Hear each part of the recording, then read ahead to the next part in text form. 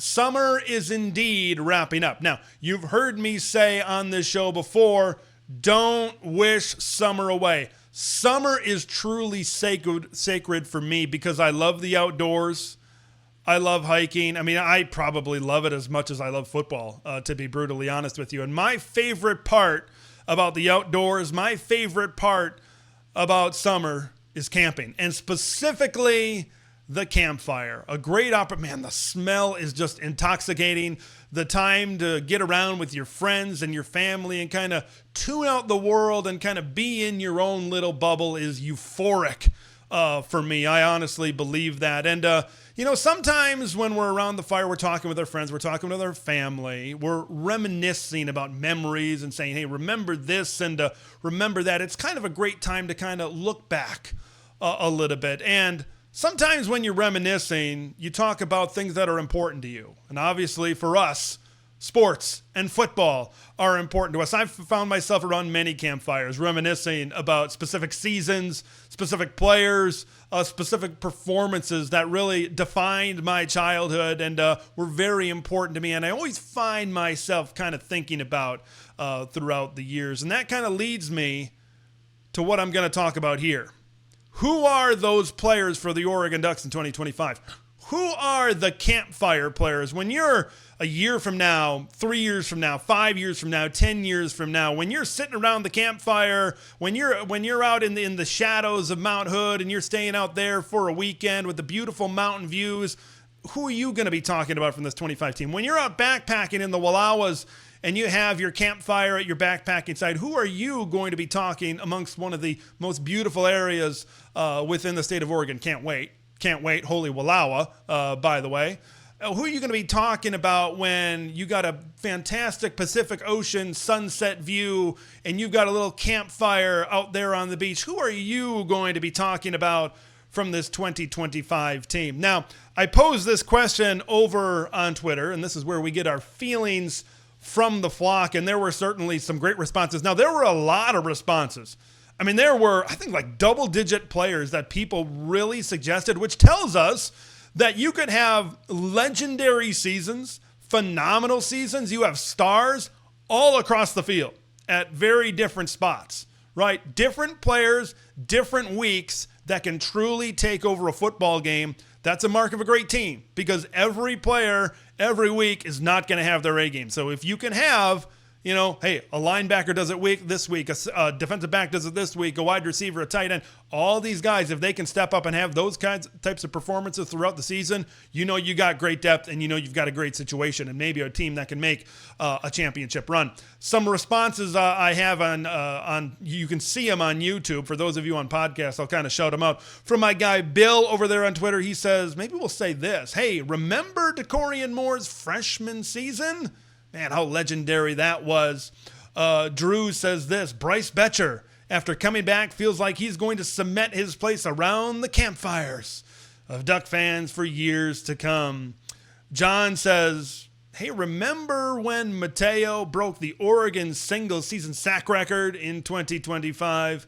We've got another Drew chiming in that says, I've got a feeling that Mekhi Hughes is going to have that wish we had him for one more year type of season, like Vernon Adams. And then Curdy Trez says, I'm going to go chalk, but Dante Moore is going to feed families around the fire for years to come. Exciting time. Now, Dante Moore, I feel like the quarterback position, it's such an obvious answer, right? If you have a great season, if you have a legendary season, that's the guy that's going to get the recognition.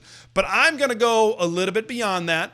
I've got 6 players right now, 3 on offense and 3 on defense that I feel could be campfire players that we could be talking about for a long period of time. So let's dive right into that.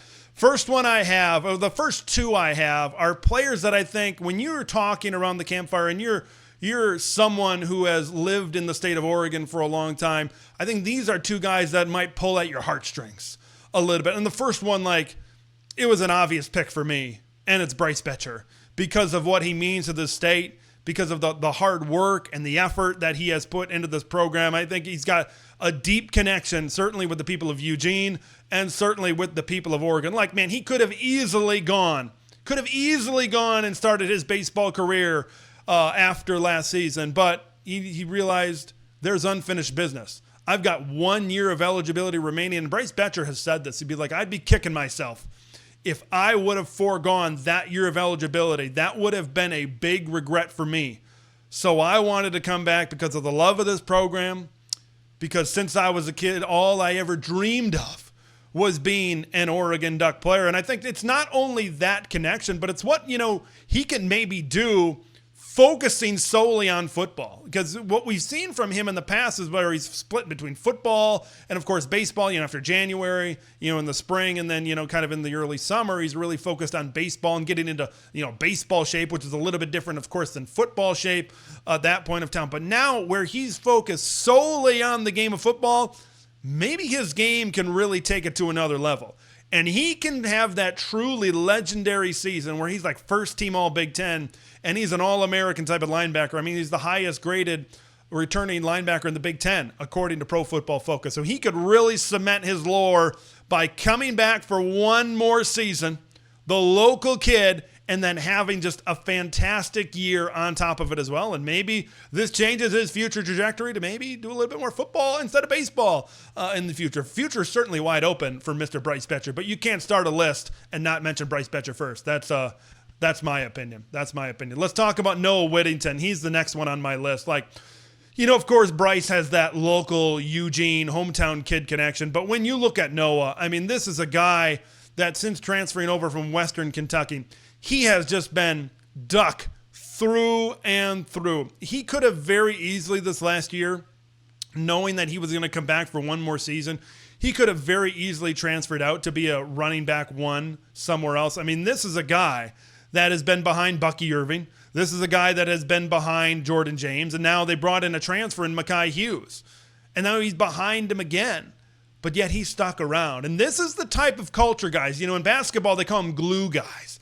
But these are the type of culture and program guys, Bryce Boettcher, of course, being the first one that you really look at to really establish what Dan Lanning is building within the building and within the locker room, to have these, when young kids come in, to be like, that's the example.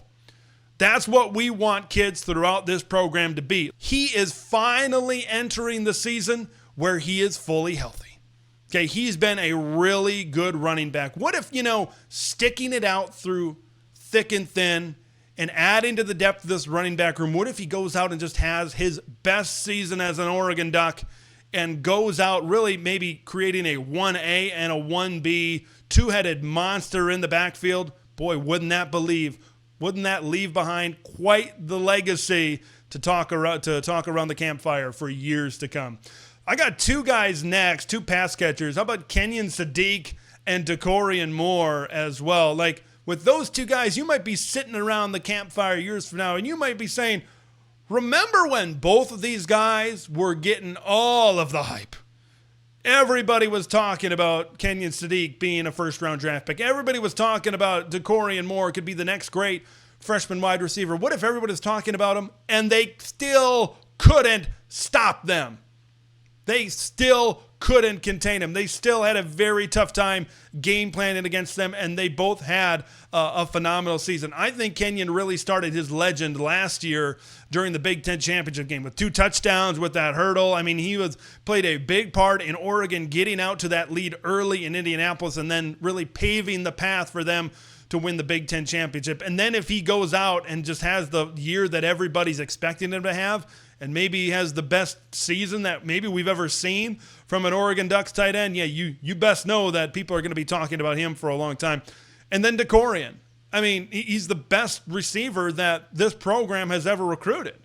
I mean, what if he goes out there and just has the best freshman season of all time and really sets the stage of what these next couple of years are going to be like at Oregon, and really the type of weapon that he's going to be and really create around him, and the type of explosive offense that he is going to create around him. He could truly be an offense-changing, a game-changing, maybe even a program-changing type of recruit. People might think back to this 2025 season, and man, that's when it all started. They couldn't stop him. He had over 1,000 yards. He was making plays every single week, and man, did he set up that season, really set up the golden age of wide receiver production on the football field as well. Some two defensive players to finish this thing off. What about Matayo Uiagalelei? Of course, he led the Big Ten in sacks last year. He's got the chance, man, to etch himself in the memories of Duck fans with an even bigger and an even better 2025. Maybe he can really step up his game in terms of the sack department. Be like, Oregon had a lot of great depth, a lot of great players in the edge room, man. It left a lot of one-on-one opportunities for Matayo to absolutely eat during the season. And, man, looking back, man, Matayo, man, he really had one of the best seasons from a pass rusher that we've seen in Duck history. Man, times were good in 2025, weren't they? And the last one is Dylan Thieneman. Now, Dylan Thieneman is the only guy on this list that's like a one-year rental. Every single one of these other guys, right, are Oregon guys.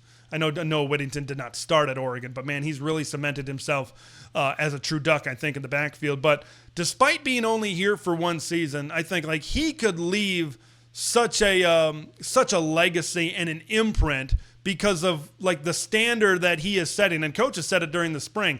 The standard that he is setting within the secondary room, because there's a lot of young guys that are going to look to Dylan Thieneman. There's a lot of young guys that are going to learn from Dylan Thieneman. And I think another reason why he could certainly etch himself into the lore of Oregon is be like, man, that's the secondary.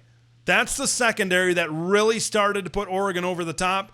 And Dylan Thieneman had a phenomenal season. He was the safety that the Ducks truly needed to be able to play well at the right time of the year and make the plays against some of the better passing attacks in all of college football.